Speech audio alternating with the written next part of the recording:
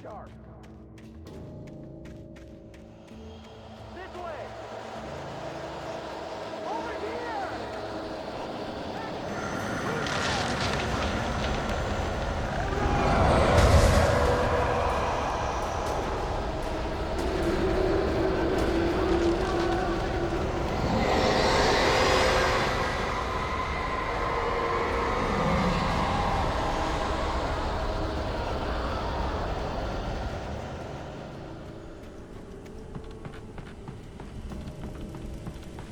This horror was everywhere I went, circling me. The cops didn't stand a chance. They were after a writer, not a monster.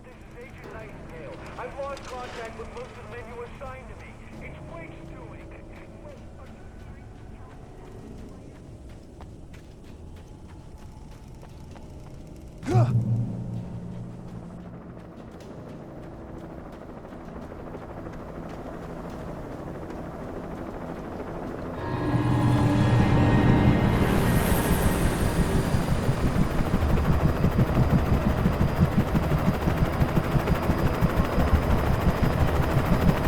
You on the ground.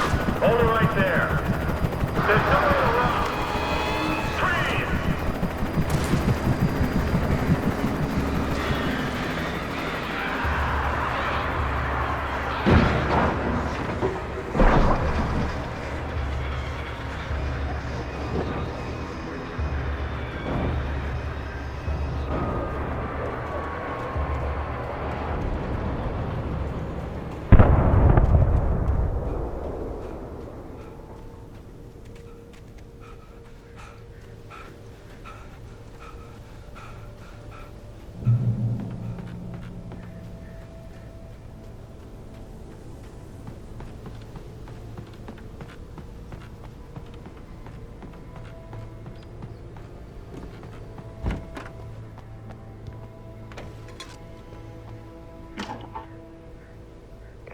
This is James. Mulligan, Thornton, come in. Over. Thornton here. James, we got both Wheeler and Rose in custody. They didn't put up a fight or anything. Why, they were... Hey, what are you... Come on! Sit down and give me that. James, Mulligan here. Over. Go ahead, Mulligan. Over. We got Wheeler and Rose here. Wheeler's drunk or hopped up on something. Speaking of which, that Fed had a pretty distinctive whiff of Otis Scotch about him, you know what I mean. Over. I don't have anything on that, Deputy Mulligan. Over.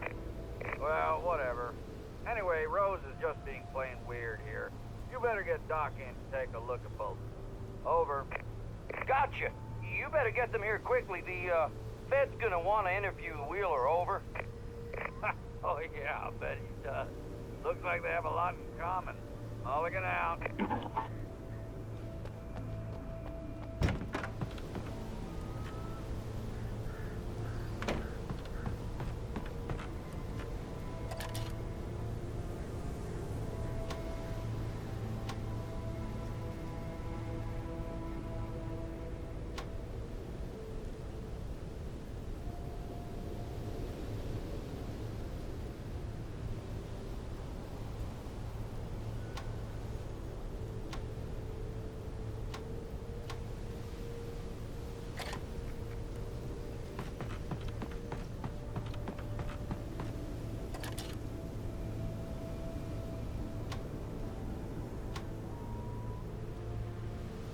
I could see the lights of the radio station in the distance.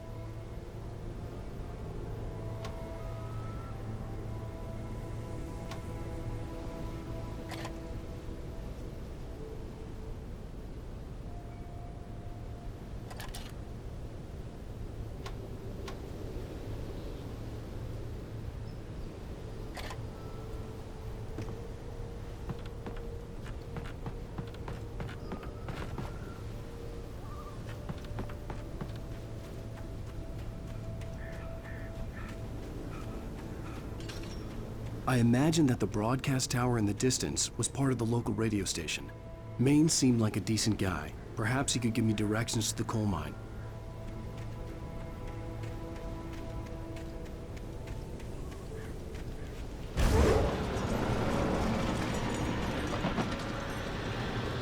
Unnatural shadows clung to the gate. The darkness that was after me was trying to stop me. I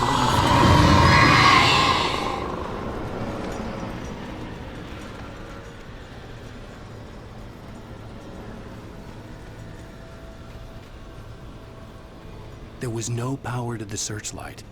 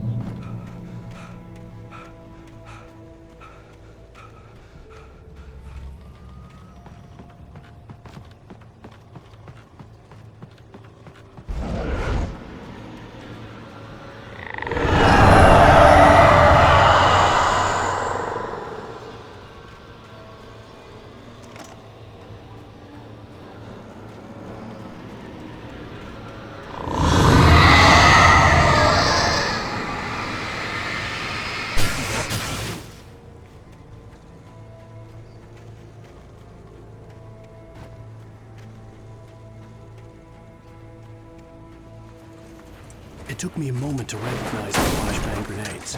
They were an ideal weapon for my situation. Team 1, come in. Over. Team 1, this is Sheriff Breaker. Report. Over.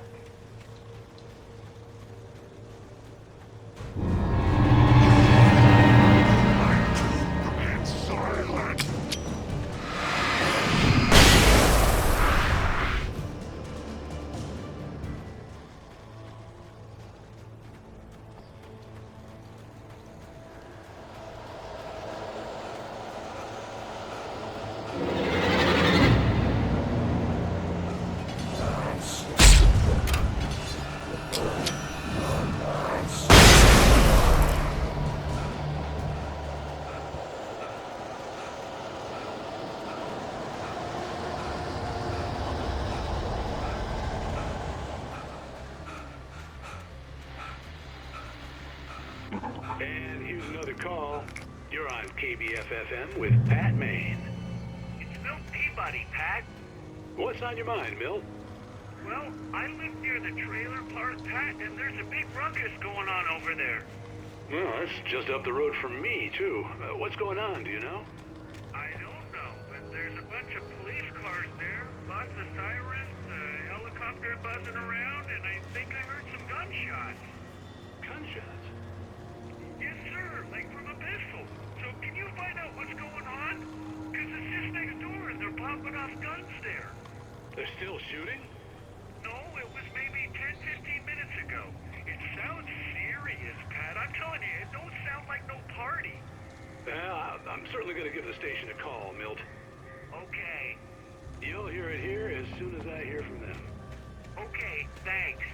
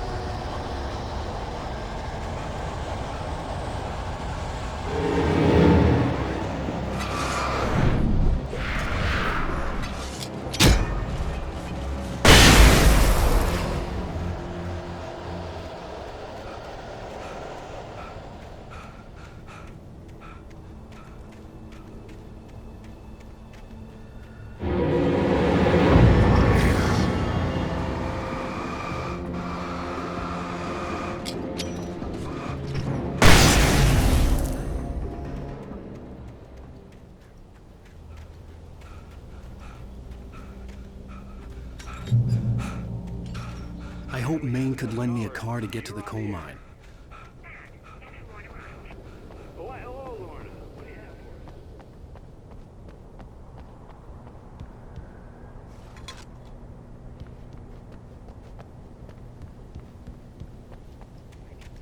for us?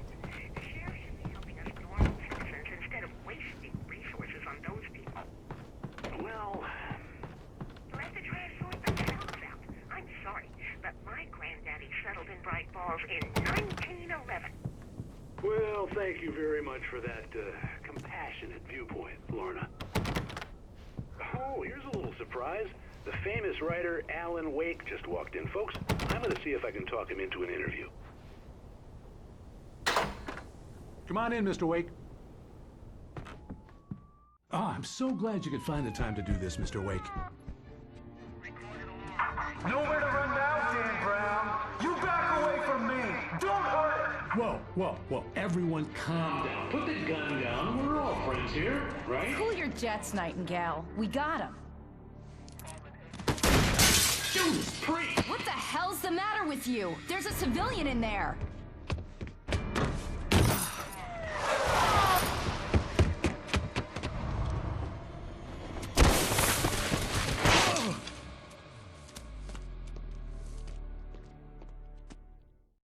I'll get you yet, even if it kills me, you hear me? You hear me, H.P. Lovecraft? I had fallen off so many cliffs it was ridiculous. That's what you get for naming a book The Sudden Stop. It was probably good I hadn't had the chance to tell Maine where I was going. I'd have to lose the cops and find my own way to the mine. Nightingale stared through the broken studio window into the dark woods. He turned around, started to walk out, but Maine grabbed his arm. "Young man, you almost shot me. You don't shoot off rounds at people like that. What's the matter with you?" Nightingale shook his arm free, marched out. His cheeks burned with rage and humiliation.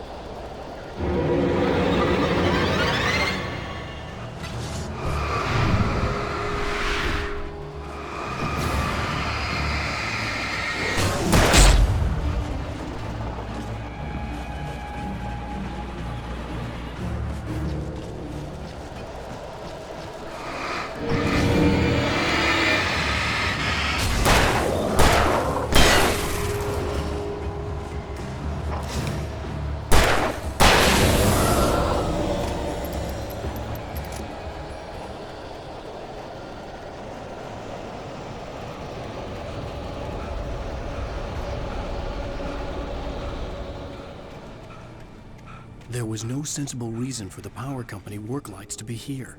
It was almost as if they'd been left for someone like me to use.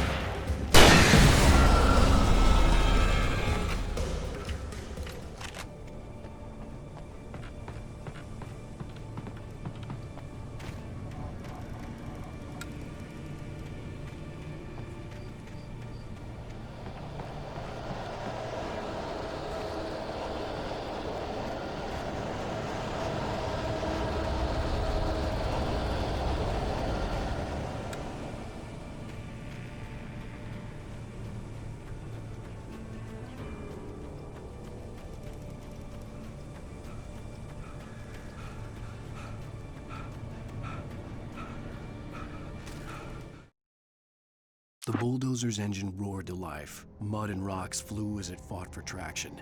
It crashed through the concrete wall and landed heavily in the yard. If it were an animal, it would have shaken its head after the impact, fixed its eyes on me, and charged. Of course, it had no head, nor eyes. Shadows crawled on its form, twisting it into a monster. Then, it came for me.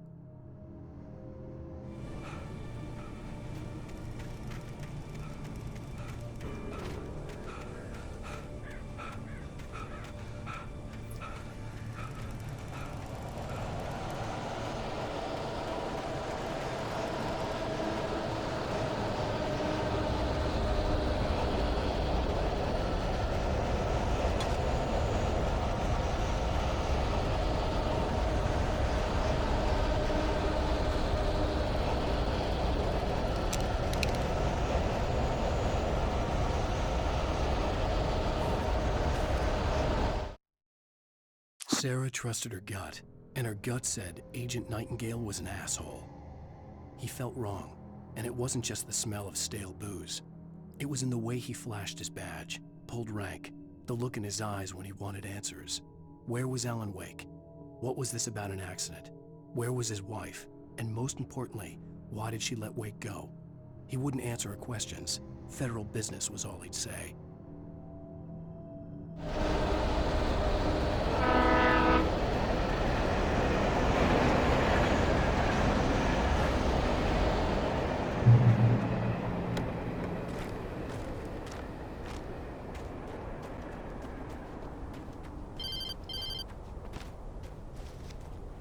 Hello? The most stubborn man I've ever met. Alice? Alice? Alan, I'm so afraid. He keeps me in the dark. Please help me. I look at you, Alan, and it's not you. Something else. Looking out from behind your eyes. Alice, I'm here. I'm so alone here. It's all gonna go to hell. You need to be careful. Cooperate. The connection had been terrible, but that wasn't the only thing that hadn't been right with the call. She sounded wrong somehow, but she had called me.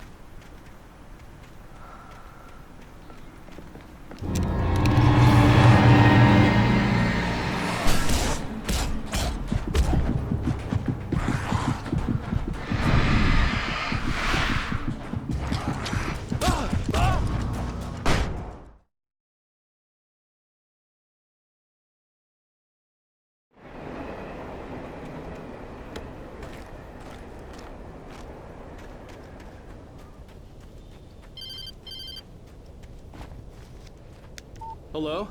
The most stubborn man I've ever met. Alice? Alice? Alan. Alan. I'm so afraid. He keeps me in the dark. Please help me. I look at you, Alan, and it's not you. Something else. Looking out from behind your eyes. Alice, I'm here. I'm so alone here. It's all gonna go to hell. You need to be careful. Cooperate. The connection had been terrible, but that wasn't the only thing that hadn't been right with the call. She sounded wrong somehow, but she had called me. The pipe wrenched itself loose from the bridge's steel framework. Wrapped in darkness, it floated in midair, twitching. For a moment, I didn't understand what I was looking at. The heavy object lurched at me with impossible force. I threw myself out of the way, but just barely. When I turned my flashlight on it, it shook in a dark rage before it flew at me again.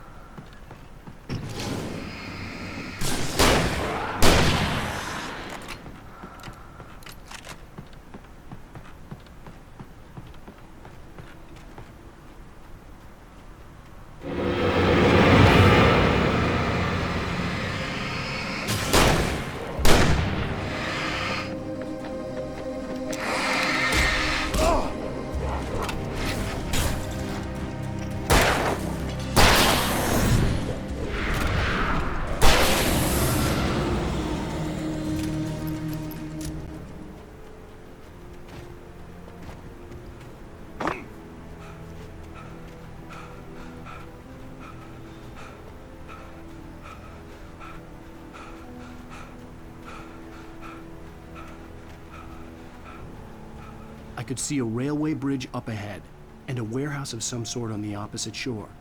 I hoped I could find a car from there.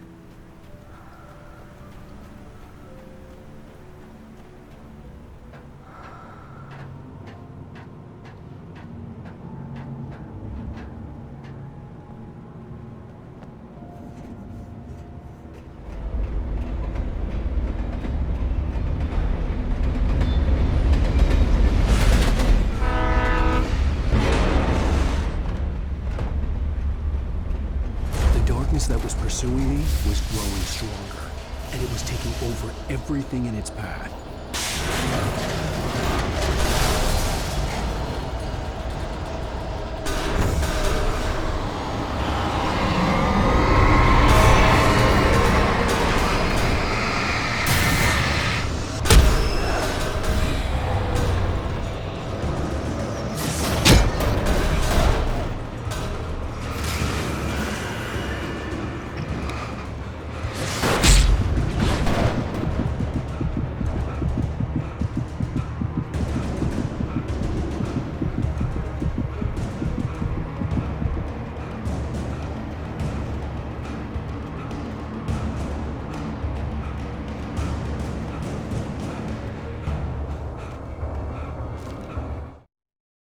I slammed the door shut right in his smug face.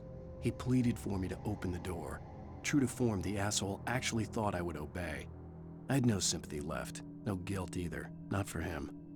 I took a moment to savor the scream. I bet I had a smile on my face. It was all that I had time for. The dark presence was inside the lodge with me.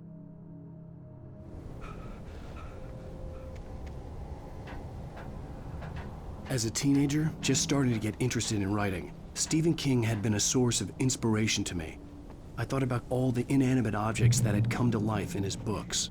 No one is safe in a good horror story. Certainly not the protagonist. That's what makes them fun. This was anything but. The darkness could possess anything, and it was getting closer.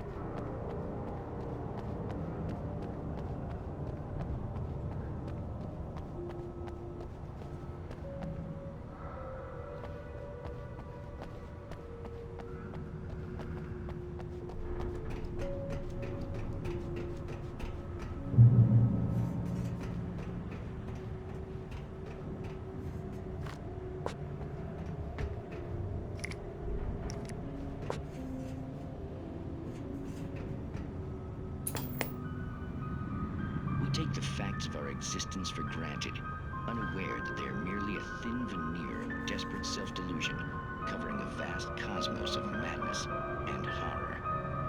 All too often, the stars are right. In Night Springs. Tonight's episode, A Family Occasion. Journalist Alvin Derleth's trip to study the local customs of an insular community in Night Springs has been less than successful. Until tonight. Well, I'm glad you changed your minds about this. Ancient customs, local mythology. My editor loves this kind of stuff. Well, Mr. Derleth, we don't want to feel like we're on exhibition, but you have demonstrated the seriousness of your intent. Oh, I am serious. Really, just do your thing. I'll stay out of your way and observe. Actually, I thought you could assist us. I'm afraid we are a man short. It would provide you with an intimate perspective. Could I really? Of course, Mr. Derleth. Well, I guess that's the least I... What would I have to do? Oh, here. Let me show you with a kiss. What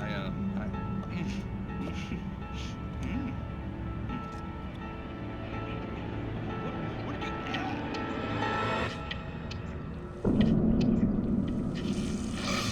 Oh, Mr. Derleth, you are well pleased, Nixie Perka, the dweller in flesh. Your body shall host his 1,000 years, and you shall glory.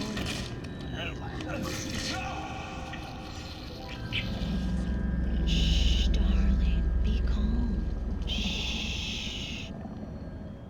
Alvin Derleth learned a harsh lesson. If you go looking for mythology, it may come looking for you. And such quests always bear fruit.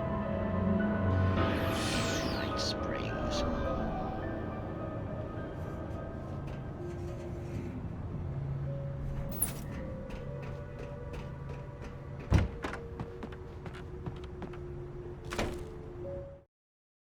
The darkness surged towards me, sucking everything loose from the ground into its depths, tugging at my clothes.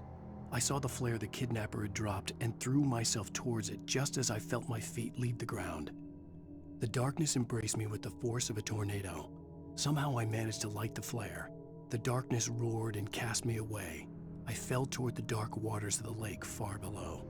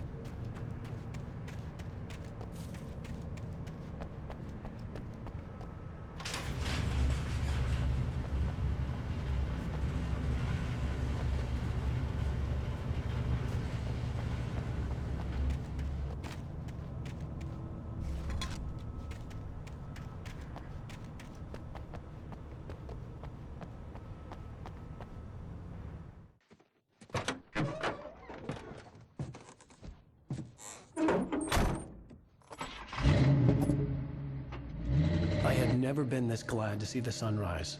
I had a couple of hours to get to the coal mine.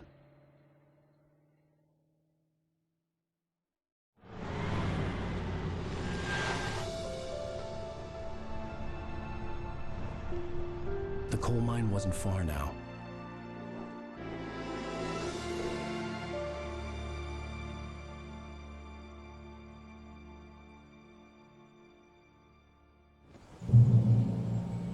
Today, I would meet the kidnapper, and he would give me Alice. I wouldn't give him any other choice. A drowning man will clutch at a straw.